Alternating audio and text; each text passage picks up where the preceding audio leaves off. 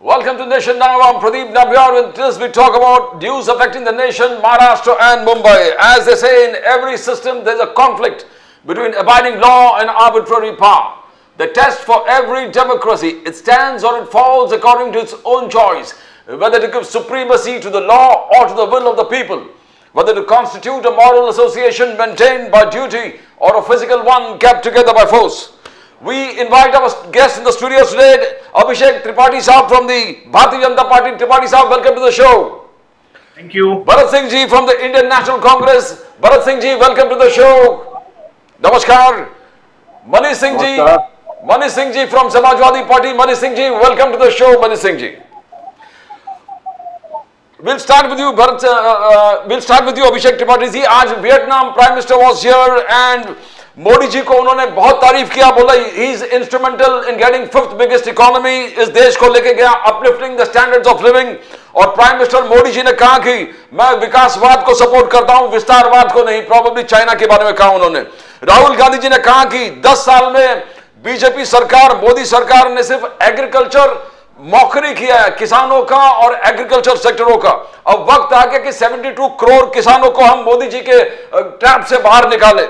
और थर्ड कि अखिलेश यादव जी ने उस चीज को हाईलाइट किया कि एनएफएस नॉट फेयर सिलेक्शन, किस प्रकार से योगी आदित्यनाथ सरकार उसको मिसयूज करके पीडीए के हकों को वो वंचित कर रहा, पीडीओ को हकों को छीन रहे हैं, यानी पिछले दलित और अल्पसंख्यक. Welcome to you Abhishek Tripathi साहब. मोदी साहब ने कहा विकासवाद में विश्वास करता हूं, विस्तारवाद में नहीं. वियतनाम प्राइम मिनिस्टर ने तारीफ किया कि मोदी साहब के काम करतूत फिफ्थ बिगेस्ट इकोनॉमी पहुंचा, upliftment of the poor and down Jordan.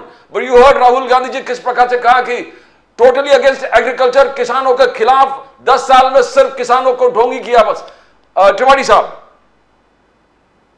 देखिए, wherever our honourable prime minister Narendra Modi ji जहां भी जाते हैं, उस देश के जो हेड होते हैं नेशन के, वो हमेशा तारीफ करते हैं. और ये हमेशा से होता आ रहा है और बहुत गर्व की बात है भारत के लिए कि प्रधानमंत्री जी के कदम जहां भी पड़ते हैं, अभी जैसे वियतनाम में है, और वियतनाम के जो हेड ऑफ द नेशन है उन्होंने तारीफ की मोदी जी की. और इस चीज़ की अब हम लोगों को आदत हो गई है और इस वजह से भारत देश का नाम बहुत बहुत ऊंचा होता जा रहा है विदेशों में भी, जो बहुत ज़रूरी है भारत की इकोनॉमी के लिए, भारत के कल्चर के लिए, भारत के हर रिलेशन के लिए जो आउटसाइड इंडिया है. तो आई थिंक ये एक बहुत अच्छी बात बोली है जो वियतनाम के हेड ऑफ द स्टेट है. और जो राहुल गांधी जी कांग्रेस का कहना कि 10 साल में आपने सिर्फ किसानों को हर हक से वंचित किया है, आपने एग्रीकल्चर सेक्टर को टोटली नजरअंदाज किया है. अब वक्त आ गया कि 72 करोड़ फार्मर्स को राहुल गांधी जी मोदी जी के यानी आपके ट्रैप से निकाल देंगे वो. त्रिपाठी साहब, राहुल गांधी जी हमेशा बोलते आ रहे हैं, बहुत सी चीजें वो बोलते रहते हैं जिसका कोई अंत में मतलब नहीं होता है, और वो हम चुनाव में भी देख लेते हैं. लेकिन यहाँ मैं बात करूं कि कुछ पैसे देने के अकाउंट में उन्होंने बात की थी. जो चुनाव जब खत्म हुआ तो उसके अगले दिन बहुत सी महिलाएं और बहुत से लोग जो लाइन लगाए हैं, पहले उसके बारे में वो हिसाब दे दे देश को कि वो कौन सी योजना के तहत जो उन्होंने अनाउंस किया था कि 8,500 या जो भी अमाउंट था सबके अकाउंट में आएगा. तो इस तरह से झूठ बोल के चुनाव लड़के थोड़ी सीटें जीत के ये अब चलेगा नहीं, ये समझ में आ चुका है. और जहां तक किसानों की बात है, एग्रीकल्चर की बात है, बहुत ही अच्छी स्कीम्स, बहुत ही अच्छी पॉलिसीज, बहुत ही सुविधाजनक जो एक कह सकते हैं प्रधानमंत्री की तरफ से, भारत सरकार की तरफ से और एग्रीकल्चर मंत्रालय की तरफ से हर चीज किसानों तक पहुंच रहा है. उनका काम हो रहा है. हाँ, अगर झूठे लोग कोई प्लांट किए जाए किसान के रूप में, आंदोलनकारी के रूप में, तो उनका जवाब हम देने के लिए बाध्य नहीं है किसी भी तरीके से. जहां तक सच्चे किसानों की बात है, अच्छे किसानों की बात है, कर्मठ किसानों की बात है, उन तक हर वो पॉलिसी, हर वो सुविधा जो दिलाई जा सकती है और आने वाले समय में और ज्यादा दिलाई जाएगी, वो भारत सरकार की तरफ से हो रहा है. भरत सिंह जी, आपने सुना अभिषेक त्रिपाठी जी भारतीय जनता पार्टी से बोले हर चीज जबरदस्त तरीके से चल रहा है, बस आप झूठे वादे, झूठे अफवाह फैला रहे हो. आपके महालक्ष्मी योजना का ऐलान हुआ था, अभी भी लोग आपके दफ्तर के बाहर कतार में खड़े हैं, कभी मिलेंगे. तो क्या राहुल गांधी जी झूठे वादे और गलत चीजों को आगे प्रोजेक्ट करते हैं? भरत सिंह जी, इंडियन नेशनल कांग्रेस, बोलिए भरत सिंह जी. नामबियाल जी नमस्कार। और आपके चैनल पूरे महाराष्ट्र में, पूरे देश में देखने वालों को सभी को नमस्कार। और अब झूठ का पर्दाफाश सब शुरू करते हैं महाराष्ट्र में बैठ के। और जो है त्रिपाठी ने जिस तरह से कहा कि अच्छे किसान और सच्चे किसान, इनकी नजर में दो ही किसान तो इस देश में अच्छे और सच्चे हैं, एक अदानी और एक अंबानी। यही तो दो किसान बचे हैं बेचारे जो एकदम सब सच्चे हैं और सबसे अच्छे हैं। तो ये उनके बारे में कह रहे थे। जो 700 किसानों ने शहादत दी इस देश के लिए, जो अन्नदाता होते हैं, जो हमारा और आपका और शायद त्रिपाठी जी का भी पेट भरते हैं, शायद मुझे लगता है नरेंद्र मोदी जी भी यही अनाज जो देश में उगता है वही खाते हैं।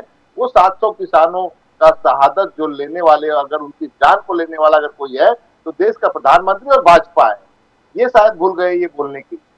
दूसरी चीज इन्होंने कहा कि खटाखट जो 8,500, अरे खटाखट हमारे खटाखट को देश के प्रधानमंत्री को बोलना पड़ा। कैसे कैसे राहुल जी बोल रहे हैं खटाखट। अरे भाई भूल गए क्या? 15 लाख फटाफट 15 लाख रुपए आने वाले थे अकाउंट में। सबका अकाउंट आप लोग खुलवा दिए त्रिपाठी जी। और उसमें आज तक बेचारी देश की भोली वाली जनता इंतजार कर रही है कि कब फटाफट 15 लाख रुपया देश के सारे व्यक्तियों को मिलेगा। आज तक तो नहीं मिला। और हमने कहा था, हमने ये भी कहा था, और शायद मुझे लगता है कि राजनीति में आप नए हैं त्रिपाठी जी।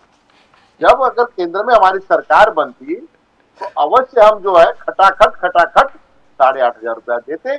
मगर आप तो फटाफट 15,000 सरकार बनने के बाद में भी नहीं दे पाए 15 लाख रुपया। तो कहीं ना कहीं आपके झूठ का पर्दाफाश करने के लिए गृह मंत्री जो अभी के हैं अमित शाह जी, याद है आपको? बहुत साल पहले आके चैनल पे कहे ये तो जुमला होता है, हमने जुमला कहा था। क्या इस देश के लोगों को आप बेवकूफ समझते हैं? और यही वजह था कि बड़े बहुमुश्किल से बता रहा हूँ आपको, नरेंद्र मोदी जी बच गए। नहीं तो वो भी, उनका भी तो सब कुछ आपको तो पता ही क्या होता था। जिस सीट पे पूरे पूर्वांचल के 4 जो है और जिलों में प्रचार किया है नरेंद्र मोदी जी, जहां प्रचार किए सारे के सारे कैंडिडेट हार गए नामबियार जी। ये हालत थी भाजपा की। और मुझे लगता है कि शायद समाजवादी और थोड़ा हम लोग और मेहनत कर लेते तो मोदी जी भी निपट लेते इस बार।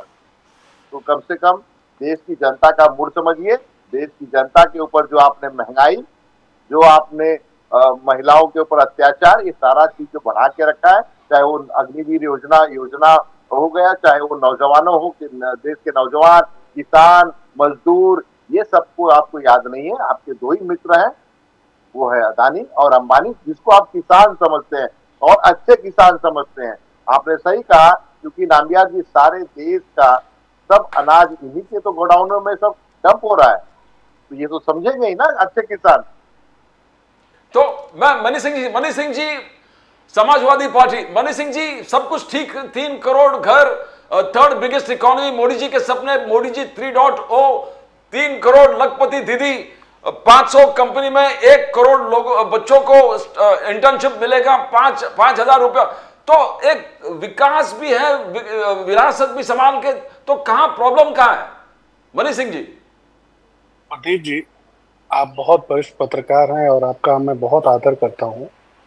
भारतीय जनता पार्टी के योजनाओं पर, भारतीय जनता पार्टी की नीतियों पर, भारतीय जनता पार्टी के सिद्धांत पर अब देश भरोसा नहीं करता। 2014 में जब देश ने भरोसा किया था तो उसका खामियाजा हम आज तक भुगत रहे हैं। 2014 में इन्होंने क्या कहा था कि साल में हम 2 करोड़ युवाओं को नौकरी देंगे। तो फिर हम इंटर्नशिप वाली बात पर कैसे भरोसा कर लें जो इस बार निर्मला सीतारमण जी ने कहा है? जब आपने साल में 2 करोड़ नौजवानों को नौकरी देने की बात कही और उस योजना को आज तक आप फलीभूत नहीं कर पाए, पूरा नहीं कर पाए, 10 बरस की सरकार में 20 करोड़ युवाओं को इनके कथनानुसार, जो पार्लियामेंट में इन्होंने कहा था, जो चुनावी जनसभाओं में कहा था, जो उन्होंने अपनी बैठकों में कहा था, भारत के युवाओं को भरोसा दिया था। उत्तर प्रदेश और देश में 6 लाख से ऊपर ग्राम सभाएं हैं।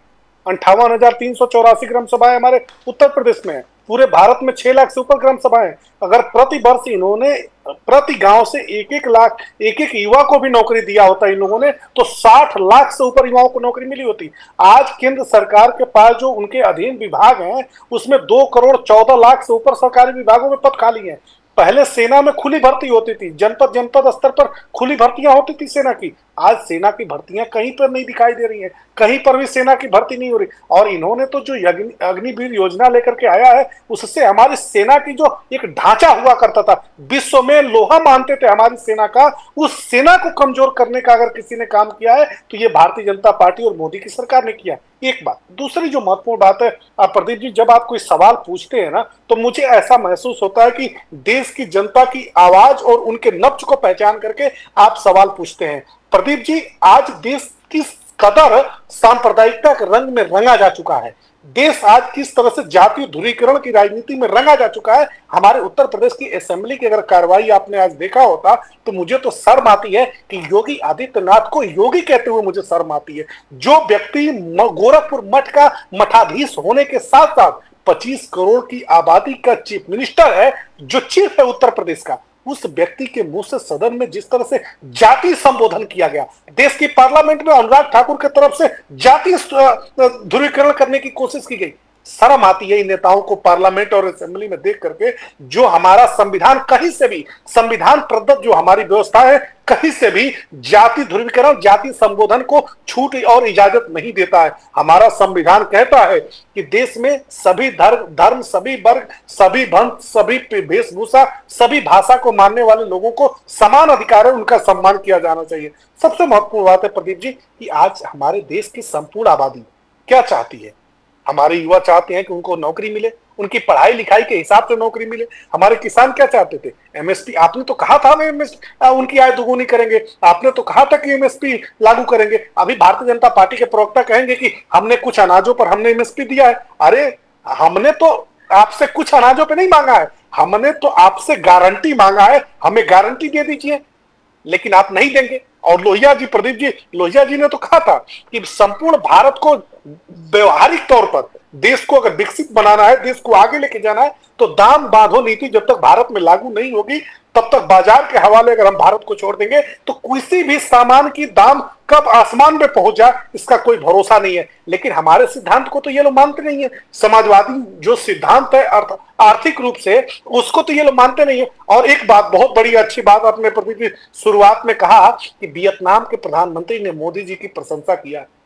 वियतनाम तो हमारा मित्र देश है और हमारे इतिहास में आजादी के बाद से अब तक जितने भी प्राइम मिनिस्टर हुए हैं, किसी एक प्रधानमंत्री के बारे में वियतनाम के एक प्रधानमंत्री ने कहा हो कि इन्होंने भारत में हमारा सहयोग नहीं किया, भारत में विकास के रास्ते में रोड़ा। जब हमारा मित्र देश है तो वो स्पेशली उन्होंने मोदी जी के लिए नहीं बोला है।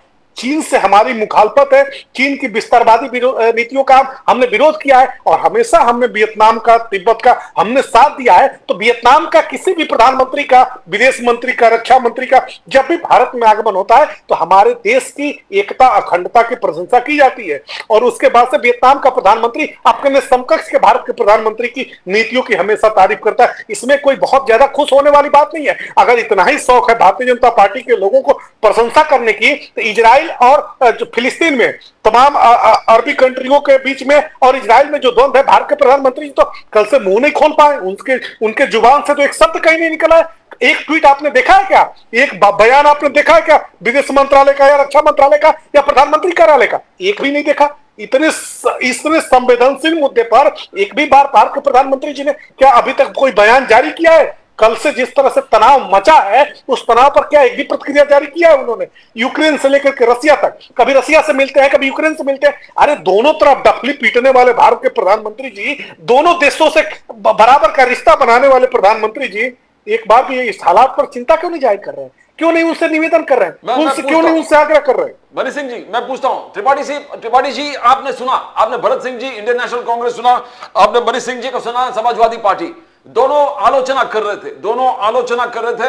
आगे जाके जो मोनोपोली भरत सिंह जी कह रहे थे कि राहुल गांधी जी ने खुलेआम कहा कि एक चक्रव्यूह बना के रखा है और मोदी जी और 6 लोग उस चक्रव्यूह के बीच में बैठे हैं और मोनोपोली क्रिएट करे अडानी अंबानी का। त्रिपाठी साहब, you can answer to both the charges, दोनों के चार्जेस पे आप बात कर कब सकते हैं। तक अडानी अंबानी बोलते रहेंगे? चुनाव से पहले बोलते चले आ रहे हैं, चुनाव में बोलते चले आ रहे हैं, आज चुनाव हो गया, हमारी सरकार बन गई, आज अभी तक अडानी अंबानी है। कोई ठोस मुद्दा हो, कोई असल बात हो तो बात की जाए। आज आप बोल रहे हैं दोनों देश के ढपलियां बजा रहे हैं प्रधानमंत्री यूक्रेन, अरे भाई बहुत बड़ी बात है, दोनों देश के राष्ट्राध्यक्ष इनसे मध्यस्थता की एक्सपेक्टेड करते हैं, ये बहुत बड़ी बात है। अरे ये कभी ऐसा होता नहीं था कि भारत को कभी भी भारत के प्रधानमंत्री कहीं कुछ बोल सकते थे किसी दो देशों के बीच में, और वो भी इतने स्ट्रांग देशों के बीच में। ये बहुत बड़ी बात है, इस बात का तो खुश होना चाहिए। ढपली बचाने की बात नहीं होती, इंटरनेशनल रिलेशंस डिफरेंट लेवल पे होते हैं, ये समझना बहुत जरूरी है। और सिंह साहब ने कांग्रेस से बोला कि शायद मैं नया होऊंगा राजनीति में। आई थिंक इस तरह की टिप्पणी देश को समझने में, समाज को समझने में, या काम को समझने में, या सरकार को समझने में, या उनकी नीतियों को समझने में कोई नया नहीं होता है। नए पुराने की कोई बात ही नहीं है। मैं 1991 से एक्टिव हूं, मैं तब स्कूल में था और अभी तक हूं, और वहीं पे हूं जहां हूं। तो मैं बैकग्राउंड बताने का जरूरत नहीं है मुझे परिवार का, लेकिन कहने का मतलब यह है कि ये समझना बहुत जरूरी है कि अगर जबरदस्ती आप प्रधानमंत्री में खोट ढूंढेंगे, जैसे कि राहुल गांधी जी लोकसभा में रोज कुछ ना कुछ ऐसी बातें करते हैं जिसकी वजह से हमें जवाब देना पड़ता है, जिसका देश से कोई लेना देना नहीं होता है। वो जहां भी उनके लिए बोला जाता है कि उन्हें एक चिट दी जाती है, वो चिट धीरे से पढ़ते हैं, वो मोबाइल को धीरे से पढ़ते हैं, फिर वो इशू उठाते हैं। आई थिंक ये एक बहुत बचकाना चीज है। हमारे यशस्वी प्रधानमंत्री श्री नरेंद्र मोदी जी के बारे में इस तरीके से लगातार बेबुनियाद सालों साल, आज तीसरी बार सरकार में आए हैं और अच्छे से आए हैं, ऐसा नहीं है, बहुत अच्छे से आए हैं। और पूर्वांचल की जहां तक बात की है तो मेरे परिवार के सांसद जीते हैं, और उन्होंने, मोदी जी ने वहां पे भी प्रचार किया था, ठीक है, और वो जीत भी हुई है, और आजू बाजू भी जीत हुई है। तो आई थिंक ये पूरी तरीके से बेबुनियाद है, इस विषय में बात नहीं करनी चाहिए। बात सच में करनी है अगर, तो ये पूछा जाए कि भाई विकास क्या क्या हो रहा है वो समझा जाए। आप उसको पढ़िए, पॉलिसीज पढ़िए, क्या क्या चीजें उस पर हो रही है उसको समझिए। अगर ऐसे ही सवाल उठाना है जैसे कि राहुल गांधी उठाते हैं लोकसभा में, तो आई थिंक वो अनर्गल सवाल होगा, उसका कोई मीनिंग नहीं होगा कहीं पे। भरत सिंह जी, कोई मीनिंग नहीं है। राहुल गांधी जी जो कमाल और चिट्टा देता है वो पढ़ते रहते हैं, राहुल गांधी जी को कोई मतलब नहीं है विकास से। बोलिए बोलिए भरत सिंह जी। देखिए नामदिया जी, मैं बार बार कह रहा हूँ, ये जो कह रहे हैं वो सही कह रहे हैं ना, क्योंकि इन्हें देश के गरीब से मतलब नहीं है, देश के आदिवासियों से मतलब नहीं है, देश के पिछड़े समाज से मतलब नहीं है ना, इन्हें किसी से मतलब नहीं है। इन्हें सिर्फ जो मतलब है वो उद्योगपतियों से मतलब है, पूंजीपतियों से मतलब है, ये उनकी बात करेंगे।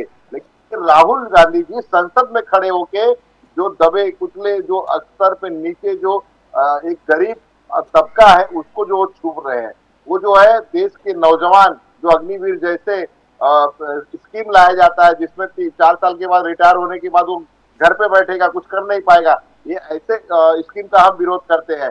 देश में जो है आज किसान जो कि आत्महत्या, हम महाराष्ट्र में बैठे हैं और मुझे लगता है सबसे ज्यादा अगर कहीं आत्महत्या किसान करते हैं तो महाराष्ट्र में करते हैं। और महाराष्ट्र में सरकार किसकी है?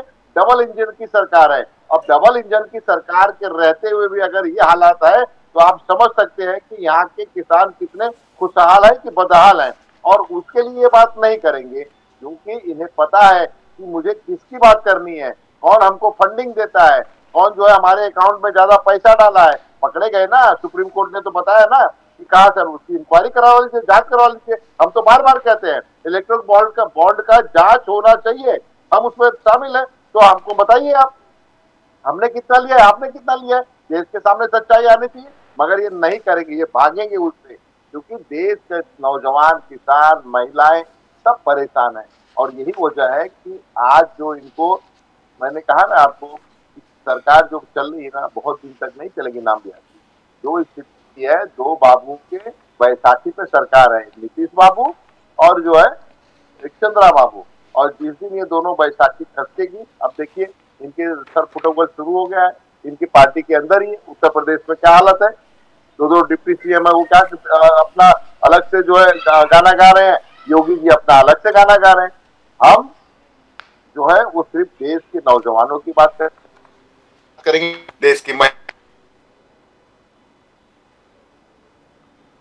Engineering, we got a problem with the noise. नहीं किया, नहीं किया, कितना भी कहे इन्हें परेशानी हो रही है, इन्हें परेशानी ये हो रही है कि जो आज राहुल जी हो चाहे वो अखिलेश जी हो, संसद में जब वो गरीब की बात करते हैं, जब वो नौजवान की बात करते हैं, जब वो किसान की बात करते हैं, तो ये भाजपा के लोग तिलमिला जाते हैं। याद करिए नामबिहार जी, पिछले 10 साल में क्या एक बार भी प्रधानमंत्री को बार बार कहा गया कि इस पर जवाब दे प्रधानमंत्री, इस पर जवाब दे जो है कृषि मंत्री, इस पर जवाब दे फाइनेंस मिनिस्टर? तो देखिए ना, दुर्भाग्य देश का कि अगर फाइनेंस का बात आता है तो रक्षा मंत्री जवाब देता है, जब रक्षा मंत्री की बात आती है तो फाइनेंस मंत्री जवाब देता है, और देश के प्रधानमंत्री तो दिखते ही नहीं थे। कहाँ पे है? वियतनाम में है, कहाँ पे है? लंदन में है, कहाँ पे है? अमेरिका में है। तो ये हालत थी देश के प्रधानमंत्री की।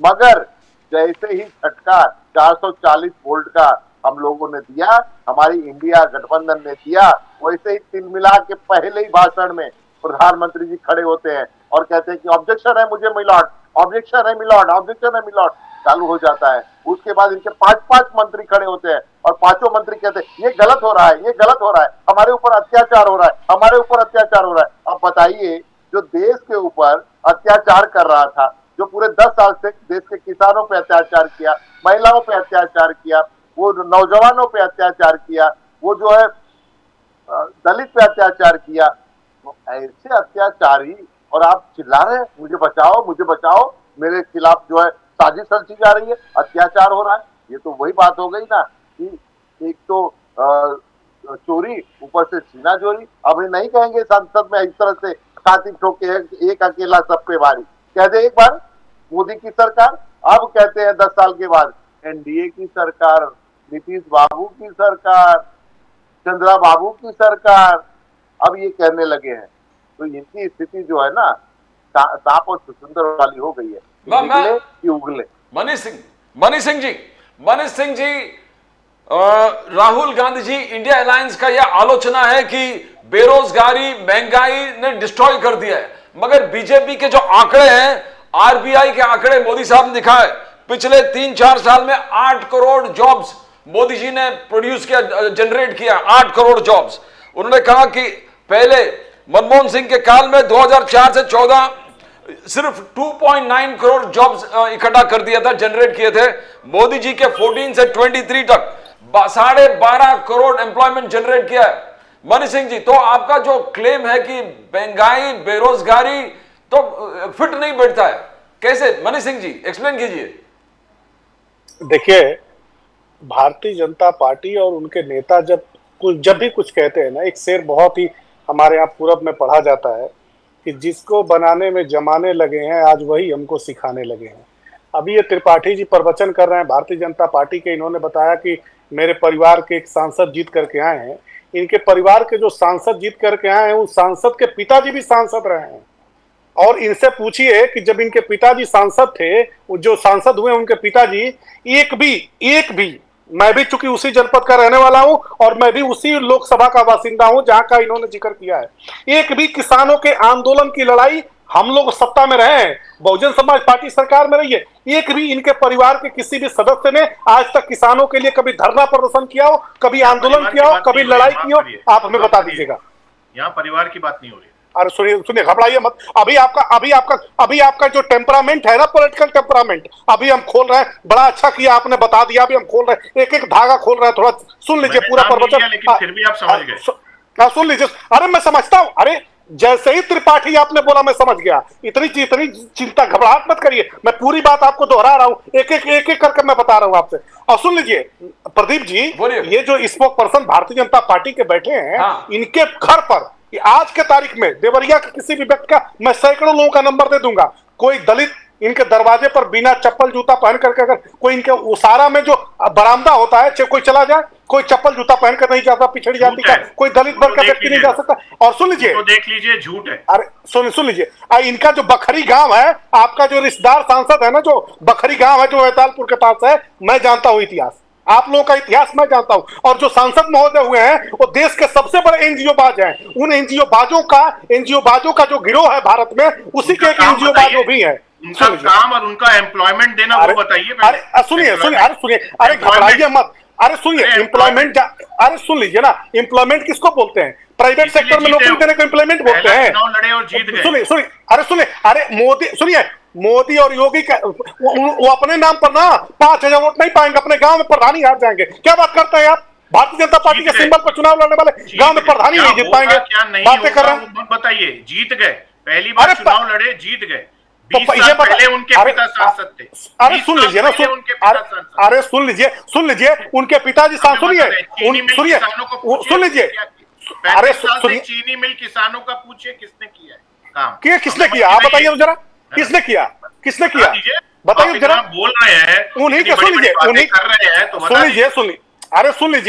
सुन लीजिए उनके जो माननीय पिताजी पूर्व सांसद हैं, उन्हीं को 3 बार मोहन सिंह जी ने हराया, ये भी बताइए ना। तो भी समाजवादी पार्टी ने हराया। अरे कैसी बातें करते हैं आप? कितनी बार सांसद रहे? आप गूगल खोल के देख लीजिए, 3 बार नहीं हराया। कितनी बार हराया? बात कर रहे हैं आप? अरे कितनी बार हराया? बात कर रहे हैं, कितनी बार हराया?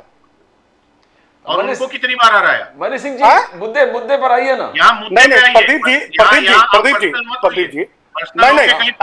प्रदीप जी, आप वरिष्ठ, सुन लीजिए, आप वरिष्ठ पत्रकार हैं। जैसे ही इन्होंने देखिए ना कितना दम्भ के साथ कहा कि मेरे परिवार के लोग जीत करके आए पूरब से। सुन लीजिए, क्योंकि आपने पूर्वांचल का नाम लिया, इसलिए मैंने कहा। सिर्फ पूर्वांचल में कितने रैली के बाद लोग हार रहे हैं, इसलिए मैंने कहा। मैंने नाम नहीं लिया, मैंने फिर भी नाम नहीं लिया। अरे सुन लीजिए, पूर्वांचल में कितना जिला है? पूर्वांचल में कितना जिला है? अरे छोड़े मनीष सिंह जी, एम्प्लॉयमेंट, बेरोजगारी, इस पर बात करें कि आप कह रहे थोड़ा मुद्दे पर पर्सनल हो रहा है, थोड़ा पर्सनल अटैक। मुद्दे पे हाँ, मनीष सिंह जी, मुद्दे बहुत है आपके पास, बोलिए ना। देखिए हमारे पास, मैं जानते हैं प्रदीप जी, जब मैं पूरब की बात होती है ना, हाँ। हमारा पूरब क्या दिया है, हमारे पूरब से क्या लिया गया है, हमारे पूरब को जिस हालत में पहुंचाया गया, एम्प्लॉयमेंट की बात हो रही है, नौकरी की बात हो रही है, प्राइवेट। अब इससे बड़ा दुर्भाग्य होगा, उत्तर प्रदेश का चीफ मिनिस्टर अडानी के, अंबानी के, HCL के, तमाम महिंद्रा के, इनका नियुक्ति पत्र बांटता है। पहले के मुख्यमंत्री होते थे वो सरकारी विभागों में नौकरी देते थे, उसकी नियुक्ति बांटते थे। लेकिन ये उत्तर प्रदेश के चीफ मिनिस्टर किसका नियुक्ति पत्र बांटते हैं? प्राइवेट कंपनियों का नियुक्ति पत्र बांटते हैं। इससे बड़ा दुर्भाग्य होगा। अरे रुकिए भाई, बीच में क्यों बोल रहे हैं आप? अरे बोलिए, तो सुनिए मनीष सिंह जी, बोलिए मनीष सिंह जी, बोलिए। इनको समझाइए कि जब इनकी बारी आएगी तो बोलेंगे, अभी हमारी बारी, हमको बोलिए।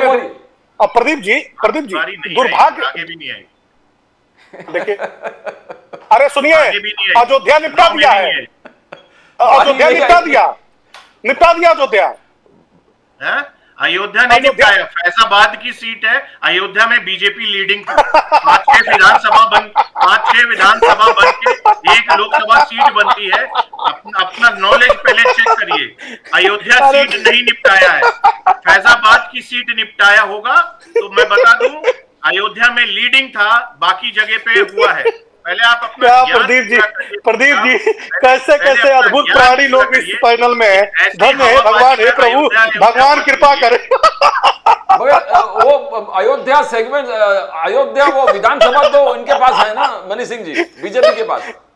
अच्छा सुनिए, हंसने से सच नहीं चला जाएगा। अच्छा प्रदीप जी लीजिएगा, शादी प्रदीप जी सुनिए ना, किससे मिला रहे थे? सुनिए प्रदीप जी, जिसका नाम आप लोग लेते हैं वही लाइन अप किए थे, प्रदीप जी खड़े थे। असलियत दिखाइए, असलियत बताइए। प्रदीप जी हमारे मोदी जी तो शान से आए और शान से गए, लाइन लगा के नहीं खड़े हुए। प्रदीप जी बोलिए, जरा इनसे पूछिएगा महोदय से कि बारिश की पानी में प्रभु श्री राम जी के माथे पर पहली पानी हुई, क्यों टपक रहा था? भ्रष्टाचार का कितना पैसा खा लिया, कितना 30,000 करोड़ और चाहिए क्या? और चाहिए लूटने के लिए? जिला अस्पताल डुबा दिया पानी में। राम सेवकों पे गोलियां तो नहीं चलवाए मुलायम सिंह यादव। अरे तो पद्मश्री किसने दिया? देखिए, वो उनका एक व्यक्तित्व होता है जिसके वजह से मानते हैं ना, यही बात कहते हैं। जो संविधान का रक्षक, नेताजी सबसे बड़े संविधान के रक्षक थे, उनकी संविधान की रक्षा के लिए उनको मिला है, तो उनको संविधान की रक्षा के लिए उनको मिला है। आप कहना बहुत व्यक्तिगत हो जाते हैं, आप डिबेट करिए लेकिन व्यक्तिगत मत होइए। नहीं, ये चीज आप में होना चाहिए। आप अभी आप अखिलेश यादव से मेरा भी पूछ सकते हैं, मैं खुला बोल रहा हूं। मैं आपसे आपके बारे में क्यों पूछूंगा? आपके बारे में क्यों ना, पूछूंगा? आप मुद्दे पर आइए। आपसे पहले मैं मिल लूंगा उनसे। अरे हमसे पहले देखिए, आप सुनिए, आप किसी पॉलिटिकल, देखिए आप मिल लेंगे, वो धन्यवाद है आपको, आप लेफ्टिनेंट की फैमिली के हैं, आप लेफ्टिनेंट के रिश्तेदार हैं, हमें किसान परिवार के हैं, सामान्य परिवार के हैं, गरीब परिवार के हैं, हमारे लिए तो दिक्कत है ना। जनरल के पिता ने गोरखपुर यूनिवर्सिटी 1948 में फाउंडर है, जब पूर्वांचल में यूनिवर्सिटी नहीं होती थी, जब फैजाबाद में साकेत विश्वविद्यालय नहीं होता था, उसी लेफ्टिनेंट जनरल के पिताजी ने वो 2 यूनिवर्सिटी के फाउंडर प्रेसिडेंट यूनिवर्सिटी बनाई। अब क्यों नहीं बना रहे यूनिवर्सिटी? अब क्यों नहीं महाविद्यालय बना रहे? अब बनाइए ना। एक ही जगह में बार-बार यूनिवर्सिटी नहीं बनती। अरे कितने, अरे सुनिए, हो रहे हैं आप, व्यक्तिगत मत होइए, मैं व्यक्तिगत होऊंगा तो आप ले नहीं पाओगे। अरे सुनिए, आप जैसा त्रिपाठी जो बोल रहे हैं ना, आप जैसे लोगों को दिन भर में सामना होता है, और आप लोगोों से लड़ता हूं मैं दिन भर। मनीष सिंह जी, आप जितना आप लोगों से लड़ता हूं मैं, लड़ नहीं पाओगे। अरे लड़ने की क्या बात करते हो यार आप? एनएफएस के बाद सीना तान करके लड़ता हूं देवरिया में, सीना तान करके लड़ता हूं। आप बातें कर रहे हो, होना शुरू हुए, आपको समझना चाहिए व्यक्तिगत डिबेट में नहीं हुआ जाता है। हमारे मित्र बैठे हैं, नॉट फेयर सिलेक्शन नहीं हो रहा है, उसमें थोड़ा ज्ञान दीजिए मनीष सिंह जी। आप बहुत उछल रहे हैं, इतना मत उछलिए, आराम से डिबेट करिए। मेरा उछलना आप कभी नहीं रोक पाएंगे, मेरा उछलना कभी आप नहीं रोक पाएंगे। वो मुद्दे पर आते हैं, not fair selection. Manish Singh ji, not fair selection. आप सुनिए, आप मेरा उछलना, और आप सुन लीजिए, आपके सांसद महोदय और आपकी पूरी पार्टी नहीं रोक पाएगी। Manish Singh ji, not fair selection पे आज अखिलेश यादव जी ने बहुत अहम चीज कहा कि बोले कि नॉट फेयर सिलेक्शन से योगी आदित्यनाथ सरकार पिछड़ा दलित अल्पसंख्यक पीडीए के हकों को छीन रहे हैं, उनको उनका हक नहीं मिल रहा पीडीए का। प्रदीप जी, ये बात शुरू से हमारे नेता श्रद्धेय श्री अखिलेश यादव जी 2017 से इस बात को उठा रहे हैं, और सड़क से लेकर के हम लोगों ने विधानसभा में और लोकसभा में इस बात को लेकर के पुरजोर वकालत किया है कि हमारे आरक्षण के हकों को मारा जा रहा है। उसके बाद से प्राइवेटाइजेशन करके हमारी नौकरियों को खत्म किया जा रहा है। उसके बाद से आउटसोर्सिंग के माध्यम से जिस तरह से पढ़े लिखे युवाओं को 8,000 रुपए, 10,000 रुपए, 12,000 रुपए देकर के नौकरियों में लाया जा रहा है। उससे हमारी जो एक हमारी संख्या बल जो आरक्षण के माध्यम से संविधान प्रदत्त जो व्यवस्था है, उसके माध्यम से जो अधिकार हमें मिले हुए हैं, उन अधिकारों के हकों को खत्म किया जा रहा है। ये हम लगातार शुरू से कह रहे हैं। दूसरी सबसे महत्वपूर्ण बात है कि आज उत्तर प्रदेश में 14 लाख से ऊपर सरकारी विभागों में पद खाली है, 800 से ऊपर उत्तर प्रदेश में ब्लॉक है, 58,000 से ऊपर ग्राम सभाएं हैं। उन ग्राम सभाओं की स्थिति देखिए, पढ़े लिखे महंगी पढ़ाई करने वाले हमारे उत्तर प्रदेश के जो युवा हैं, आज उनको बेरोजगार होकर के सड़कों पे घूमना पड़ रहा है। और ये भारतीय जनता पार्टी के पाखंडी जितने बैठे हैं, सत्ता को लूटने वाले महाभ्रष्टाचारी, महाकरप्ट पॉलिटिशियन जो बैठे हैं, इन लोगों ने सिर्फ और सिर्फ अपना पेट भरने के अलावा कुछ नहीं किया है। अभी एक छोटा सा नजीर आपको देना चाहता हूं। इनके एक सहयोगी विधायक हैं बेदीराम जी। बेदीराम जी का जानते हैं प्रदीप जी नाम किसमें आया है? ये महापापी जो भ्रष्टाचारी भाजपाई है, इनके साथ उन लोगों ने पेपर लीक करने में, वो लंबे समय से पेपर लीक करने का काम कर रहे हैं, और उनको किस तरह से योगी आदित्यनाथ बचाने की कोशिश में किस तरह से जुगत में लगे हुए हैं। और ये भारतीय जनता पार्टी वाले परिवारवाद पे बोलते हैं। अरे पिताजी सांसद, बेटाजी सांसद, नातीजी सांसद, और संघर्ष में कोई इतिहास नहीं, संघर्ष में कोई गाथा नहीं। एक दिन किसानों के लिए लड़ाई नहीं लड़ी, नहरों में पानी के लिए नहीं लड़ी, खाद की बोरियां जो 50 किलो। एक ही परिवार में अखिलेश यादव 7-7, 8-8, 6-6, 5-5 परिवार में कोई ग्राम प्रधान से लेकर सांसद तक सबको टिकट बांटते हैं। किया क्या है आज तक किसी के लिए? प्रदेश की जो हालत थी उनकी सरकार में और उसके पहले उनकी सरकार में, वो पूरा देश जानता है। प्रदीप जी, उत्तर प्रदेश का नाम तभी खराब होता था जब ये अखिलेश यादव और उनके पिताजी प्रदीप जी, अरे देखिए दुखती रात जैसे मैंने हाथ रखा, ये बंदर की तरह कूदने लगा अपने सीट पर। देखिए ना कितनी अच्छी बात। अरे तो मोदी जी से पूछिए ना, मोदी जी क्यों परिवारवाद पे बोलते हैं? उनको मना करिए ना कि मेरे पिताजी सांसद थे, अब मेरा भाई सांसद है। उनको मोदी जी को मना करिए कि परिवारवाद पे मत बोले। उनको मना करिए ना कि क्यों बोलते हैं परिवारवाद पे, मत बोले ना, उनको समझाइए ना। ऐसे नहीं कि हर चुनाव में परिवार को, जितने पुरुष हैं, जितनी हमारे यहाँ जो लोग लड़ते हैं वो जनता से चुन करके आते हैं, परिवारवाद पर क्यों बोलते हैं? मत बोलिए ना। प्रमुख, फिर विधायक, फिर सांसद, फिर सब अपने परिवार में बांटते हैं। और प्रदीप जी देखिए किसानों को भरत सिंह जी बोलिए, आप भी ज्वाइन हो जाइए। भरत सिंह जी बोलिए, परिवारवाद। मैं परिवारवाद से सिर्फ इतना ही कहूंगा कि लोकसभा चुनाव जब शुरू कुछ समय तक परिवारवाद चला। मनीष जी जरा ध्यान से सुनिएगा इसको। हाँ प्रधानमंत्री परिवारवाद पे पहले बोले कि परिवारवाद गलत है, परिवारवाद गलत है। जैसे उनको पता चला कि 250 ऐसे हमारे नेता है जो परिवारवाद से पीड़ित हैं, तो उन्होंने यू टर्न लिया। और यू टर्न लेके क्या करें, ठीक है परिवारवाद भी होना चाहिए, हाँ जैसे हाँ, लेकिन परिवारवाद में जो है लड़का है वो होना चाहिए, लड़के का लड़का वो भी होना चाहिए। हाँ। अब राजनाथ सिंह पे बात आ गई, चौहान मध्य प्रदेश पे 5 नेताओं पे बात आ गई, राजस्थान के नेताओं पे बात आ गई।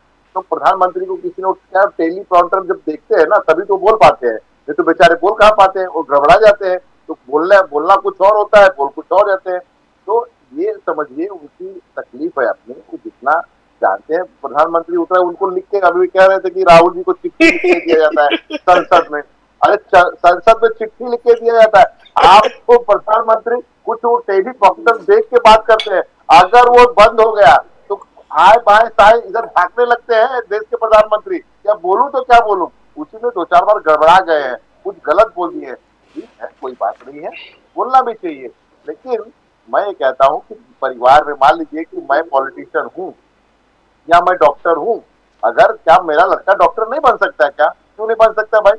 अगर पढ़ाई कर रहा है, मेहनत कर रहा है तो बनेगा। राजनीति में भी उसी तरह से है। अगर मैं राजनीति में हूँ, मेरा बेटा अगर राजनीति करना चाहता है, समाज में काम करे, मेहनत करे, और क्यों नहीं वो बनेगा नेता? मतलब आप चाहते हैं, आपके घर में तो एक सांसद, आपने भी कहा कि सांसद है, बहुत अच्छी बात है, होना भी चाहिए।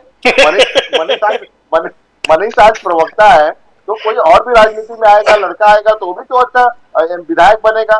तो ये गलत बात है। पर नहीं, लोगों की कृपा से हम लोग बने हैं। नहीं, ये नहीं कह रहा हूँ कि परिवारवाद पे आरोप इस तरह से सिर्फ चुनाव तक के लिए नहीं लगाए, चुनाव के बाद में भी बोले। प्रधानमंत्री अब बोले कि कोई बात नहीं भाई, अब पूरा देश परिवारवाद हो गया है। तो परिवारवाद पे कब बात होती है? जिसका अपना खुद का परिवार होता है, जिसको ये पता होता है कि परिवार में भाई होता है, बहन होती है, माँ होती है, बच्चे होते हैं, बीवी होते हैं।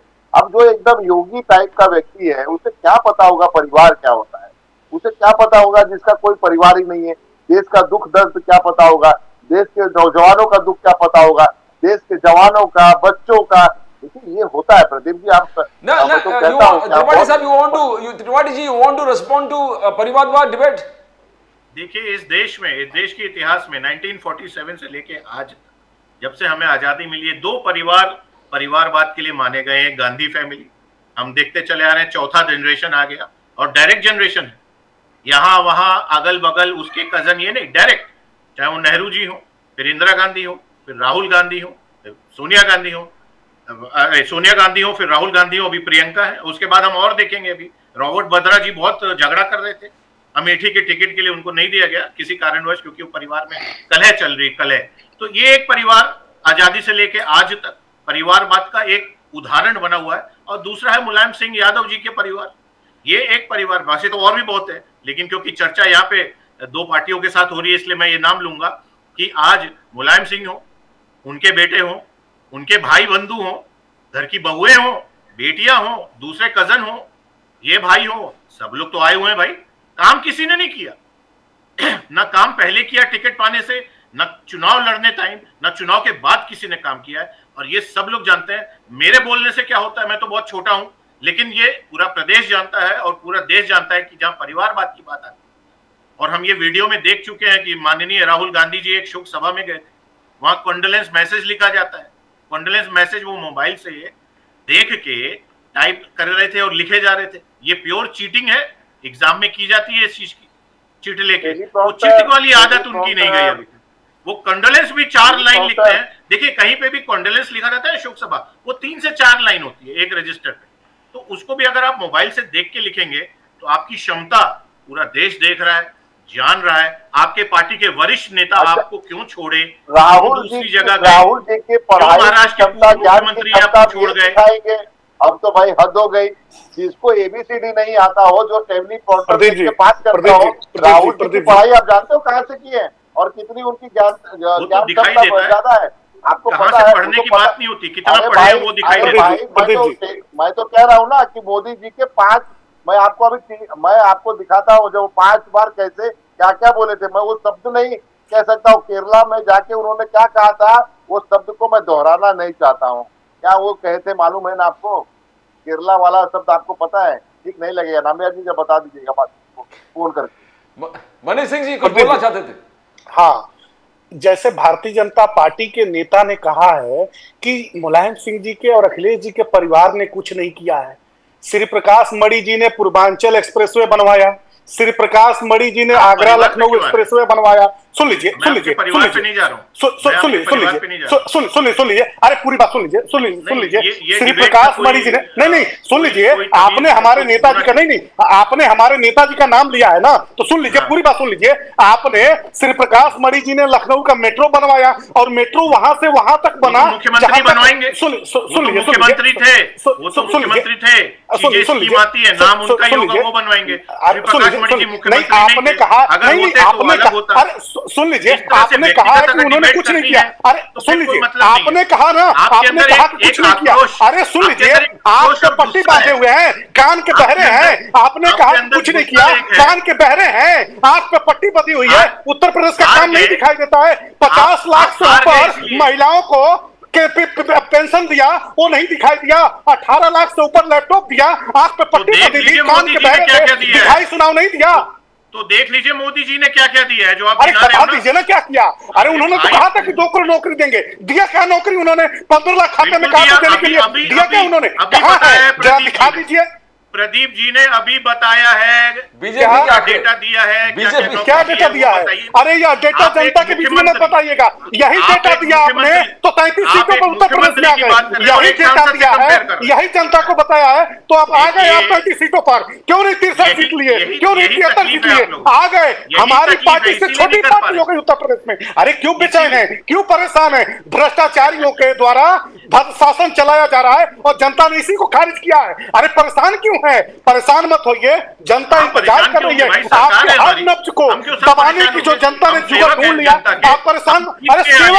अरे सेवक बन करके जो मेवा खा रहे थे, अब मेवा जनता समझ चुकी है कि ये भाजपाई जो पाखंडी है, सेवा के नाम पे जो मेवा खा रहे हैं, इनकी मेवा को अब छीन लिया जनता ने समझ लिया है। इसीलिए जनता ने कहा है कि अब भाजपाइयों को सत्ता से बाहर करिए, इनको निकालिए यहाँ से, इनको हटाइए सत्ता से।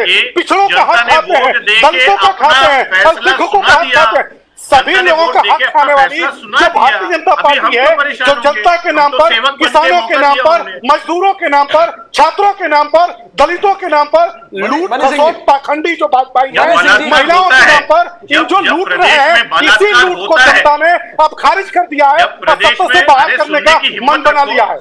सुनने की हिम्मत रखो, जब प्रदेश में बलात्कार होता है, नहीं तो रखिए त्रिपाठी की भाषा अपने संभालिए, भाषा संभालिए, नहीं तो आपसे ज्यादा भाषा खराब करने मुझे ध्यान रखना। सुनिए, देखिए जब प्रदेश में बलात्कार हो रहा था उत्तर प्रदेश में, तो आपके मुखिया इसीलिए मुलायम सिंह यादव जी ने बोला था कि आज उत्तर प्रदेश में महिलाओं के साथ सबसे ज्यादा अपराध हो रहा है। और सुन लीजिए, स्वामी चिन्मयानंद से पूछ लीजिए, अरे सुनिए तो स्वामी चिन्मयानंद से पूछ लीजिए ना, से पूछ लीजिए ना, इन बलात्कारियों से जरा पूछ लीजिए ना। अरे स्वामी चिन्मयानंद गृह राज्य मंत्री से पूछिए ना।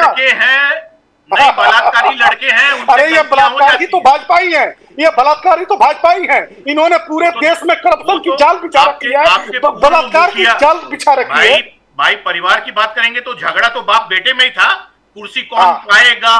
अरे केशव से पूछिए ना, केशव से पूछिए ना, अरे क्यों आप इतने दर्द में हैं? आप जो है उत्तर प्रदेश के उप मुख्यमंत्री ब्रजेश पाठक से पूछिए ना, आप पूछिए ना योगी जी से, इतने दर्द में क्यों हैं, क्यों करा रहे हैं, इतनी पीड़ा में क्यों है? अरे जरा इन महापुरुषों से पूछिए ना, पूछिए उत्तर प्रदेश में योगी जी से। सारे विधायक कह रहे योगी हटाओ, प्रदेश बचाओ, भाजपा हटाओ, प्रदेश बचाओ।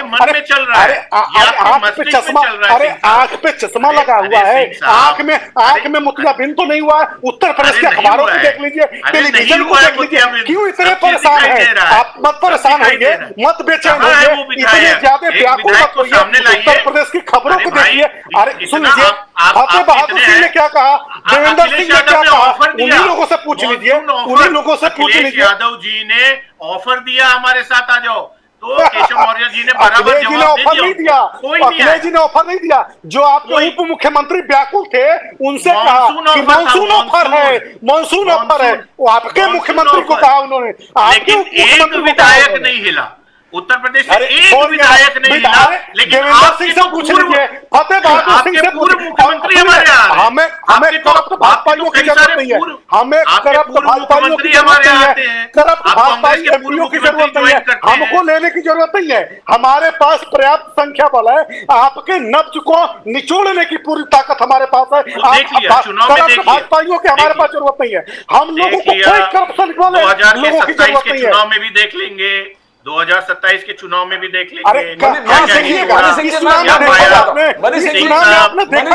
आपको कहाँ पे इस चुनाव में देखा कि नहीं देखा? इस चुनाव में देखा ना आपने? आपको लाख के कहाँ खड़ा कर दिया? 33 पर आके सिमट गए, 37 सीटों पे हम जीते। देखा ना आपने? अभी और देखिएगा, घबराइए मत, परेशान मत होइए, अभी देखिएगा, समय इंतजार करिए, आपके सामने समय है। भरत सिंह जी, मैं तो आप पे पर्सनल नहीं जाता, आप तो पर्सनल जाते हो, परेशान क्यों हो रहे? भरत सिंह जी, अनुराग ठाकुर जी, अगर आप परेशान नहीं होते तो व्यक्तिगत नहीं जाते। अब भरत सिंह जी को आप परेशान नहीं होते तो व्यक्तिगत नहीं जाते। अरे नहीं, मैं अभिषेक त्रिपाठी जी, भरत सिंह जी को परेशान होना, भरत सिंह जी, अनुराग ठाकुर ने कहा कि कास्ट क्या है आपका, तो बहुत हंगामा हो गया पार्लियामेंट में। सब लोग आलोचना करने, इंक्लूडिंग अखिलेश यादव जी ने पूछा आप जात के बारे में कैसे पूछे पार्लियामेंट में। मगर बीजेपी का कहना है कि अलग अलग वीडियो बीजेपी ने जाहिर किया जिसमें दिखाया कि राहुल गांधी हर मंच पे पूछते थे कि आप ओबीसी हो क्या, आप दलित हो क्या, आप पिछड़े हो क्या। तो कहां तक सच है ये दर्द? इनके अनुराग ठाकुर के जो स्पीच पर आपको क्या बुरा लगा, क्या था उसमें प्रॉब्लम? भरत सिंह जी, देखिए, अनुराग ठाकुर जी एक सीनियर मंत्री रह चुके हैं। अनुराग ठाकुर जी बहुत 2-3 टर्म से सांसद भी रह चुके हैं, और एक सीनियर मंत्री रह चुका व्यक्ति अगर संसद में इस तरह का बयान दे, किसी की जाति पे बयान दे, तो ये मुझे लगता है सबसे शर्मनाक बात है। मुझे लगता है गलती से वो जो है कांग्रेस राहुल गांधी से पूछ बैठे, उन्हें पूछना था नरेंद्र मोदी जी से, वो गलती से इधर इस तरफ उंगली कर दिए थे। वो पूछ रहे थे कि हमारे जो देश के प्रधानमंत्री मोदी जी हैं, वो बार बार छाती पीट पीट के कहते हैं मैं जो है चाय बेचने वाला हूँ, मैं जो है दलित जो हूँ। तो ये चीज पूछने वाले थे। मैं समझता हूँ कि सबसे बचकाना जो है ये उनका कमेंट था अनुराग ठाकुर का, और मुझे लगता है कि उनको यहाँ वहाँ देखने से अच्छा है कि तुरंत माफी मांग लेनी चाहिए, एक चीज। और दूसरी चीज मैं कहूँ कि देखिए इनका इतिहास है, आप याद रखिए शिवाजी, मैं आपको बताऊं कि जब प्रधानमंत्री जब किसी की जात पे बात करते हैं, हमेशा कहते हैं मैं दलित हूँ, या कभी दलित बन जाते हैं, कभी किसान बन जाते हैं, क्या बन जाते हैं वो तो सब जानते हैं। लेकिन अनुराग ठाकुर जी से मैं पूछना चाहता हूँ, धूमल सरनेम किसका है, ठाकुर सरनेम कैसा है? ये मुझे नहीं समझ में आया आज तक कि धूमल क्या होता है और ठाकुर क्या होता है। भाई बाप पिताजी का नाम धूमल, आपका लगता है ठाकुर। तो ये चीज है ना, कम से कम मुझे अच्छा नहीं लगता है कि मैं इस तरह से टिप्पणी करूं। और अनुराग ठाकुर जी, आप कुछ भी बोल लीजिए, भाजपा के प्रवक्ता बैठे, आप कुछ भी बोल लीजिए, लेकिन जाति जनगणना को करवाने से आप रोक नहीं सकते हैं। जिस दिन हमारी इंडिया गठबंधन की सरकार बनेगी, जाति जनगणना होना बहुत जरूरी है और करवाएंगे हम। लेकिन ये जो हरकतें हैं, ये बचकानी हरकतें, मुझे लगता है कि अनुराग ठाकुर को शोभा नहीं देती है। और भाजपा के सारे नेता सिर्फ जातिवाद पे ही टिके हैं। मनीष जी ने ठीक कहा कि आज भी उत्तर प्रदेश में ऐसी स्थिति है कि आप जूता पहन के नहीं जा सकते हैं, आप कुछ बोल नहीं सकते हैं, आप हाथ जोड़ के खड़े भी रह सकते हैं, ये स्थिति है। और यही वजह था कि जो कह रहे थे कि 80 सीट हम उत्तर प्रदेश में लाएंगे, 400 सीट हम देश में लाएंगे। उत्तर प्रदेश में क्या स्थिति हुई है, योगी और मोदी की जोड़ी, क्या क्या इनको संज्ञान दिया जा रहा था, क्या क्या बोला जा रहा था कि 80 सीट आ जाएगी। क्या हुआ भाई, 80 सीट आपका कहाँ 80 सीट गया? यानी कि देश की जनता ने, पूर्वांचल की जनता ने ये कहा ये जो आप लोग कह रहे हैं, आप लोग जो सोच रहे हैं, आप लोग जो करना चाहते हैं, उस पर हमें भरोसा नहीं है। इसलिए भरोसा नहीं है क्योंकि राम जी को है ना आप नहीं ला सकते हैं, भाजपा या देश के प्रधानमंत्री राम जी को नहीं ला सकते हैं, क्योंकि हमने आपको लाया है, हमने आपको लाया है इस देश में, इस दुनिया में लाया है। इस दुनिया में राम जी ने पूरे दुनिया को बनाया, मुझे भी बनाया, शायद आपको भी लाए हैं, मनीष जी को भी लाए हैं, तो इसी बात पे जय श्री राम बोल दीजिए आप लोग। हाँ, जय श्री राम, जय श्री राम, जय श्री राम, जय श्री राम, जय श्री राम त्रिपाठी जी, त्रिपाठी जी, जय श्री राम, जय श्री राम त्रिपाठी जी। बोलिए, अब बोलिए, अब बोलिए। अच्छा लगा, अच्छा लगा। अखिलेश यादव जी को बोल दीजिए एक बार दर्शन करके आ जाए। ठीक है, नाथूराम गोडसे मुर्दाबाद, नाथूराम गोडसे मुर्दाबाद, नाथूराम गोडसे मुर्दाबाद, नाथूराम गोडसे मुर्दाबाद, बोलिए नाथूराम गोडसे मुर्दाबाद, नाथूराम गोडसे मुर्दाबाद, नाथूराम गोडसे मुर्दाबाद, बोलिए नाथूराम गोडसे मुर्दाबाद, नाथूराम गोडसे मुर्दाबाद बोलिए, नाथूराम गोडसे मुर्दाबाद बोलिए, नाथूराम गोडसे मुर्दाबाद बोलिए, नाथूराम गोडसे मुर्दाबाद बोलिए, नाथूराम गोडसे मुर्दाबाद। नहीं, मैं बोलता हूँ, देखिए, जय सिया राम, जय सिया राम, ये हर हिंदू बोलता है, हर हिंदू बोलता है। वो राहुल जी भी बोलते हैं, वो भरत सिंह भी बोलते हैं, वो मनीष जी भी बोलते हैं, वो नाबियार जी भी बोलते हैं, मगर नाथूराम गोडसे बोलने के लिए मैं त्रिपाठी जी से कल नाथूराम गोडसे मुर्दाबाद बोलिए, नाथूराम गोडसे मुर्दाबाद। अरे भाई, अखिलेश जी से राम मंदिर के दर्शन करवा लीजिए अयोध्या में। देखिए गांधी के हत्यारों को, देखिए गांधी के हत्यारों का नाम नहीं ले रहे हैं। नाथूराम गोडसे मुर्दाबाद बोलो, आप बोलिए, नाथूराम गोडसे मुर्दाबाद, अफजल गुरु को मुर्दाबाद बोलिए, नाथूराम गोडसे मुर्दाबाद बोलिए, अफजल गुरु को मुर्दाबाद बोलिए। अरे अफजल गुरु का जिसका मुर्दाबाद कहिए हम आतंकवादी को बोल देंगे। नाथूराम गोडसे मुर्दाबाद बोलिए।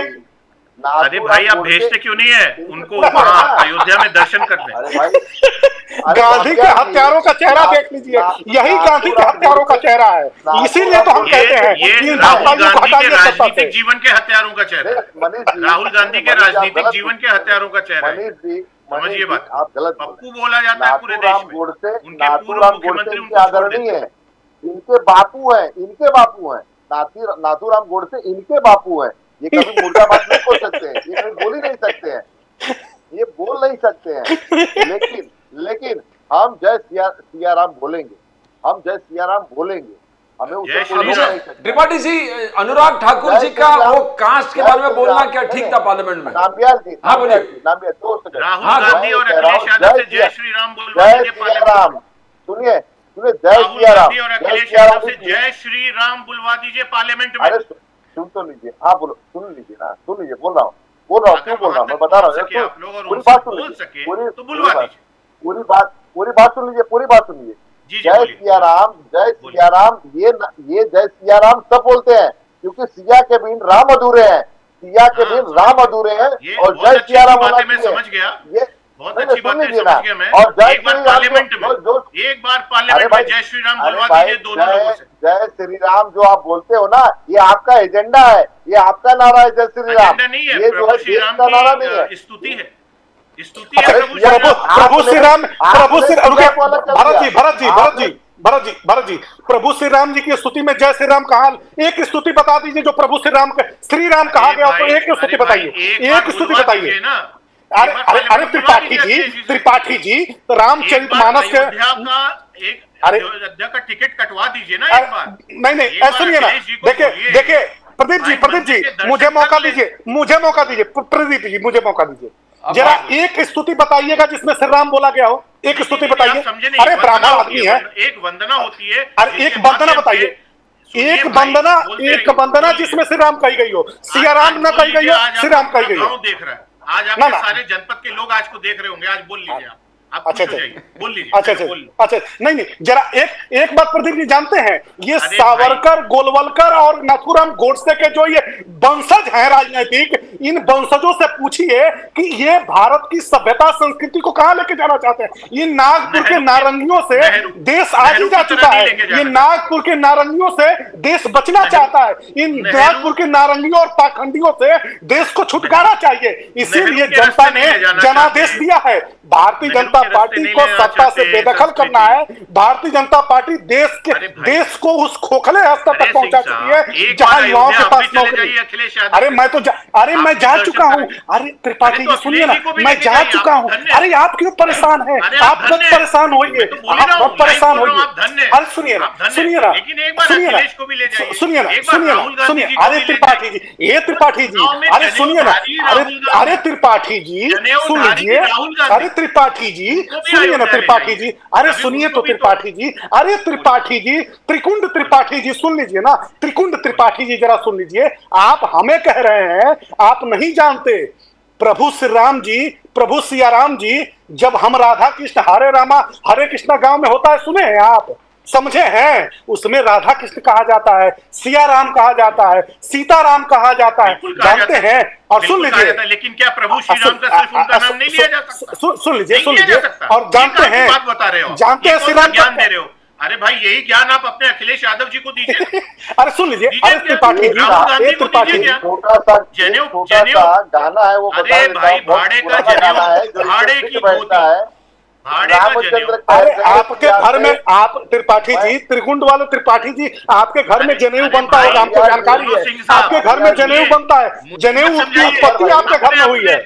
अपने अपने नेताओं को समझाइए, मुझे क्यों समझा जो है बहुत पुराना गाना है, नेताओं को समझाइए, पार्लियामेंट में ऐसी बातें करते बस एक बार। हाँ, एक बार पार्लियामेंट में जो आप मुझे सिखा रहे हैं। अरे मैं सुनिए ना, आपके नीतियों, मैं अपनी पार्टी के नेता की नीतियों पे बोलता हूँ।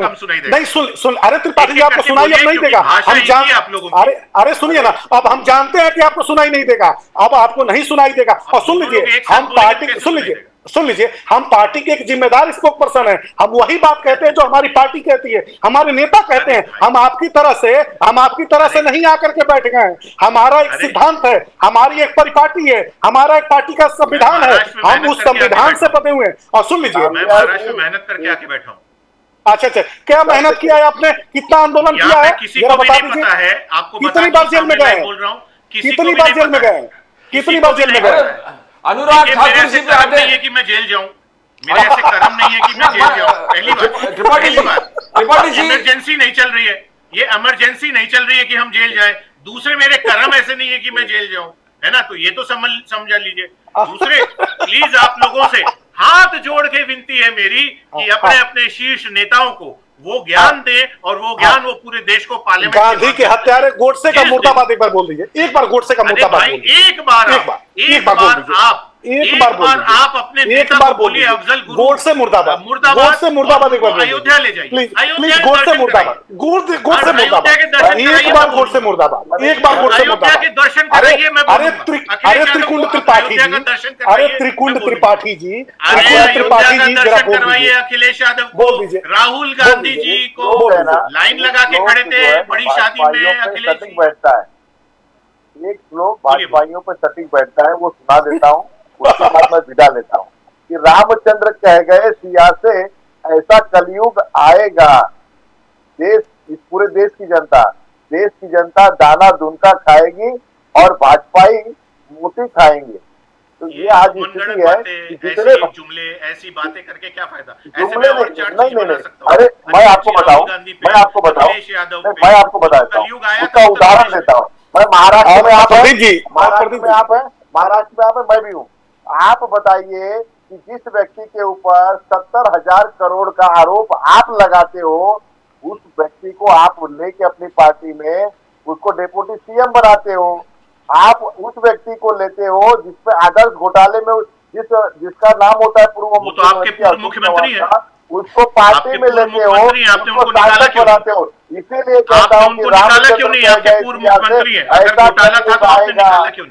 अरे भाई आपने आरोप लगाया, हमने तो आरोप नहीं लगाया था ना, हमने आरोप नहीं लगाया था, आपने आरोप लगाया था, देश के प्रधानमंत्री ने आरोप लगाया था, देश के प्रधानमंत्री ने आरोप लगाया था। नेचुरल करेक्ट पार्टी, क्या उन्होंने घोटाला किया है कि नहीं किया, खाली आप ये बता दीजिए। संज्ञान आपने दिया था। अरे भाई वो घोटालेकार है, आप बता जो है देश के प्रधानमंत्री करते हैं, जिनका कोई सेंस नहीं है, देश के प्रधानमंत्री का सेंस खत्म हो चुका है। वो आरोप पूरा देश लगाते एक हैं व्यक्ति और को अपने पप्पू जो है बुलाता है और आप सेंस की अपने बात करते लोगों को भेजते हैं, ऐसे अपने व्यक्ति के रिश्तेदार बारे को में भेजते हैं। जिसको पूरा विश्व अरे भाई मानता बोला है जाएगा। पप्पू। अरे जिस भाई, प्रधानमंत्री आप को भूल गए। भारत के पहले प्रधानमंत्री हैं, जिनको सब पूरा देश झूठा कहता है, मक्कार कहता वोट भी है, देता अब आप सोचिए ना कितना देश दुर्भाग्य। और वोट भी दे देता है। मनीष सिंह जी थर्ड वोट भी दे देता है। टर्म बहुत जीत कम भी जाता है। लोग और सरकार भी बना लेते हैं। भाई कमाल है, अरे कमाल भाई की बात मैंने है। सेंस की बात की। 400 400 400 400 क्या हुआ? थर्ड टीपू टर्म किसे- मनीष सिंह जी थर्ड टर्म पूरा तो मिला देश मोदी जी टीपू को किसे बोलता है? इक्वल किया, नेहरू जी पूरा के देश बराबर आ टीपू गया प्रदीप वो। जी, बोलता है, टीपू प्रदीप किसे बोलता है?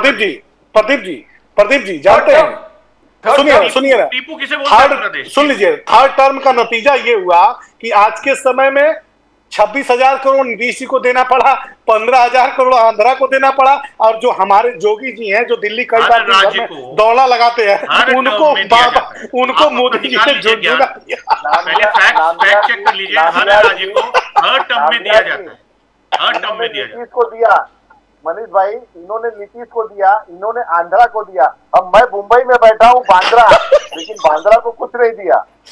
आंध्रा को तो दिया लेकिन बांद्रा को नहीं दिया। मुंबई वाले ठगे ठगे और जानते हैं वाले जो है वो लग रहे हैं। बहुत अच्छा। और भरत जी जानते हैं, आंध्रा और और बांद्रा भरत जी करके जानते जो हैं, आपने- और आंध्रा जानते हैं और प्रदीप बांद्रा करके जो आपने- प्रदीप सर को तो कुछ देने वाले नहीं है, आगे इसलिए कि प्रदीप सर के ऊपर टैग है कि ये जनता की बात करते हैं। प्रदीप जी को तो कुछ भी नहीं देने वाले, इसलिए कि ये मोदी जी- जनता की बात मोदी करते जी- हैं, और भाजपाइयों को ये पसंद नहीं है कि जनता की बात करें। थर्ड टर्म का अहमियत है कि नहीं भरत सिंह जी? थर्ड टर्म नेहरू जी के बराबर आ गए। बीजेपी का कहना है कि मोदी जी और नेहरू जी अब एक ही मींस थर्ड टर्म दोनों का हो गया। भरत सिंह जी देखिए नेहरू जी 17 साल तक देश के प्रधानमंत्री रहे और उनका कार्यकाल और उस समय देश की परिस्थिति और स्थिति जो थी और उसको अगर देश को किस तरह से उन्होंने चलाया, किस तरह से देश को मजबूत किया, जहाँ सुई धागा भी नहीं बनता था उस देश पे सब कुछ बनने लगा। तो उस समय की बात और इस समय, और अब तो इनको बैठे बैठे लॉलीपॉप मिला था, सब कुछ एकदम हाथ में सजे सजाया मिल चुका था ना। और उसके बाद क्या कहते हैं, सशक्त प्रधानमंत्री। और भैया मैं और एक चीज बता दूं मनीष भाई, जरा याद रखिएगा, पूरा इनका घटनाक्रम देखिए 10 साल का। जिस देश में गए, जिस देश नेता का इन्होंने प्रचार किया, वो नेता बेचारा बुरी तरह से हारा। चाहे वो ट्रंप हो, चाहे अब की बार ट्रंप बेचारा निपट लिया। जिसके साथ ये गए, जिसका इन्होंने खाली हाथ भी रख दिया, कहते हैं ना भस्मासुर, तो वो हाथ रखना इनका और उसका निपटना। तो ये हमारे देश के राहुल गांधी ने प्रधानमंत्री क्या को कैसे हार दिलवाई है सबको। एक किताब अरे आती है, राहुल उसको जी जरूर तो पढ़िएगा राहुल सिंह साहब। जी एक किताब राहुल आती जी है तो बुला बुला 97 के पूरे सुनिए विदेशों सिंह साहब, में सुनिए, बुला मैं भी के आपको सुना, आप भी उनसे सुनिए, पूछा जाता है। आप भी सुनिए, आप भी सुनिए। मेरी एक पूरी किताब बात नहीं हुई, है, मैं एक बता किताब दूं ना मंगाइए, आपको। मैं एक पूरी किताब बात तो मंगाइए बता और उसे दूं। पढ़िए, 97 major blunders of Nehru. 97 major blunders of Nehru for India. वो किताब मंगा के आप पढ़िएगा ना, आपके होश उड़ जाएंगे, आपका विचार बदल जाएगा। वो आप तो शायद आपने सही कहा, आपने सही कहा कि मेरे होश उड़ जाएंगे, मगर अभी फिलहाल तो देश के प्रधानमंत्री मोदी एक जी के मिनट, होश उड़े हैं। भरत जी बता दूं, एक सेकंड, मैं एक चीज बता दूं कि नरेंद्र मोदी जी 2025 यानी कि 5 महीने के बाद 30 सेकंड लूंगा आपसे, प्रदीप जी स्वतः रिटायरमेंट ले रहे हैं और सीधा वो जा रहे हैं। भविष्यवाणी छोड़ बहुत हो दीजिए, चुका है, बहुत हो चुका। भविष्यवाणी मैंने नहीं। भरत जी अरे भविष्यवाणी 10 सेकंड मनीष जी, 10 सेकंड भविष्यवाणी मैं क्यों इसलिए कर रहे बोल रहा हूँ। नहीं सुन लीजिए ना, मैं इसलिए बोल रहा हूँ, आपके फायदे के लिए बोल रहा हूँ कि जिस व्यक्ति ने आडवाणी को ठिकाने लगाया हो, जसवंत सिन्हा को ठिकाने लगाया हो, मुरली मनोहर जोशी को ठिकाने लगाया हो, राहुल गांधी ने सबको ठिकाने लगा दिया, पूरी पार्टी ठिकाने लगा दी। 75 साल, अरे सबको, सुन लीजिए, सारे 75 सीनियर साल लीडर्स का को क्राइटेरिया बनाया था, छोड़ दिए, सबको ठिकाने लगा मार्गदर्शक दिए। मंडली में डाला था। अब खुद ठिकाने- मार्गदर्शक मंडली में जाने के लिए तैयार है, क्योंकि योगी ठिकाने जी लगा उनको दिए भाई। मार्गदर्शक मंडली राहुल में गांधी ने तो भेजने आपके के लिए वरिष्ठों को पुश कर रहे हैं, ठिकाने लगा धक्का मार रहे हैं। बहुत जल्दी देखना, उत्तर प्रदेश से आवाज आएगी, उत्तर प्रदेश से प्रदीप डंडा जी, प्रदीप चलेगा जी। और योगी का डंडा चलेगा और मोदी जी भागेंगे। 75 साल 5 महीने के बाद, आपको बता देता हूँ, भविष्यवाणी सुन लीजिए, 5 महीने नहीं के बाद जाएगी। आपकी सरकार गिर नहीं। रही है, देश के नहीं। प्रधानमंत्री जा रहे हैं। नहीं, हम लोग आपको फिर बता से दूं, मिलेंगे 5 सिंह महीने साहब। के बाद। हम लोग इस विषय पे फिर से मिलेंगे, 5 महीने बाद। अभिषेक जी, 5 महीने बाद इस विषय पे फिर से मिलेंगे। मनीष सिंह जी का 30 सेकंड, मनीष जी 1 मिनट बोलेंगे, फिर यू वाइंड अप, फिर अभिषेक त्रिपाठी जी वाइंड अप करेंगे। बोलिए। बिल्कुल। मैं सिर्फ इतना पूछना चाहता हूं भारतीय जनता पार्टी के महान स्पोक पर्सन से कि आरएसएस ने भारत का राष्ट्रीय जो ध्वज है, हम लोगों के दिलों में राज करने वाला भारत का जो तिरंगा है, उसको बहुत बरसों तक आखिर आरएसएस के मुख्यालय पर क्यों नहीं फहराया गया? पहला ना। दूसरा चीज, भारतीय जनता पार्टी के स्पोक पर्सन से यह भी पूछिएगा कि मुखपत्र आरएसएस का मुखपत्र क्या है, और आरएसएस के मुखपत्र के इस अंक में योगी जी की सरकार के बारे में कौन सी टिप्पणी की गई है? अगर ये भारतीय जनता पार्टी के प्रवक्ता हैं तो ये महान प्रवक्ता बता दे सिर्फ इतना कि आखिर में राष्ट्रीय ध्वज बहुत लंबे समय तक आरएसएस के मुख्यालय पर क्यों नहीं फहराया गया? दूसरा, टिप्पणी करने के लिए मैं यहाँ नहीं बैठा हूँ। सबसे पहली बात, क्यों? वोट लेने के लिए बैठे हैं, उनका सहयोग लेने के लिए बैठे हैं, उनका संगठन महामंत्री आपके साथ काम करेगा। सुनिए, अब आपने पूछ लिया, अब सुनेंगे, अब सुनेंगे। बताइए। देखिए, आरएसएस वो संस्था है, जब देश में कोई, वैसे तो बहुत चीजें गिनाना बहुत मुश्किल है, लेकिन जब देश में कोई बहुत बड़ी मेजर कैलेमिटी आती है, नेचुरल कैलेमिटी, जिस तरीके की तकलीफें आती है, अभी जैसे केरला में आई है ना, और उस तरीके से पास्ट में भी बहुत चीज आती है, तो ये आरएसएस केरला में आई है, तो बीजेपी के प्रदेश अध्यक्ष को भेजा गया, आरएसएस ने तो किसी को नहीं भेजा। वो लोग जानते हैं जिनकी मदद की जाती है लाखों में, वो आरएसएस है जो जमीन पे उतर के उन लोगों की मदद करता है। तो मैं सिर्फ ये क्वेश्चन किया हूं आपसे कि राष्ट्रीय ध्वज आरएसएस के कार्यालय पर क्यों नहीं फहराया गया? सिर्फ इतना बता दीजिए। वो एक प्राइवेट संस्था है, वो एक, अच्छा, प्राइवेट संस्था है, प्राइवेट संस्था है, तो फिर उसको सरकारी सुविधा क्यों मिलती है? मैं पूछ रहा हूँ, उसको सरकारी सुविधा क्यों मिलती है? यही बात मैं पूछ रहा हूँ आपसे। मोहन भागवत को सरकारी फैसिलिटी क्यों मिलती है? आप सिर्फ बता दीजिए क्यों मिलती है? समाजवादी पार्टी राष्ट्रीय ध्वज का इस्तेमाल करती है चुनाव में?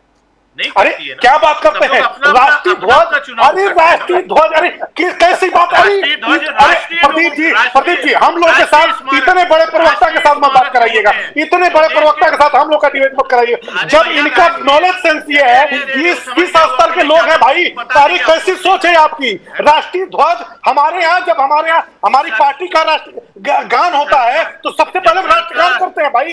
कैसी बात करते हैं आप? संस्था, सरकार हर जो है वहां पे राष्ट्रीय, भगवान, अरे इनको समझाइए। उनके सामने ये बात है। अभिषेक त्रिपाठी, जाइए मंदिर लेके जाइए, समझिए मंदिर पर, मंदिर, भारत पाकिस्तान, हिंदू मुसलमान, ईद बकरीद बस इसी पर टिके रहिएगा। इसके अलावा कुछ नहीं है आपके पास, इसके अलावा कुछ नहीं है आपके पास, और ना ही जानकारी है आपके पास। हिंदू मुसलमान, thank you Abhishek Tripathi ji, thank you very much for being on the show. Tripathi साहब, thank you very much. Bharat Singh ji, thank you very much for being on the show. Manish Singh ji, thank you very much for being on the show. Very very enlightening show, आपने अच्छा discussion किया। Thank you very much all of you, thank you so much. It was a nice discussion. The whole country must have loved it. The whole world must have loved it. We always end with the preamble to the Constitution when we say, "We the people hereby resolve to constitute India into a sovereign, socialist, secular, democratic republic, and to secure to all its citizens justice, equality, liberty, and fraternity. Justice, social, economic, and political. Equality before the law and equal protection of rights where equality is concerned. Liberty is freedom of speech, expression, faith, worship, and belief. And right to life, liberty, and pursuit of happiness. And fraternity is believing the territorial and political integrity of the nation and eternal brotherhood."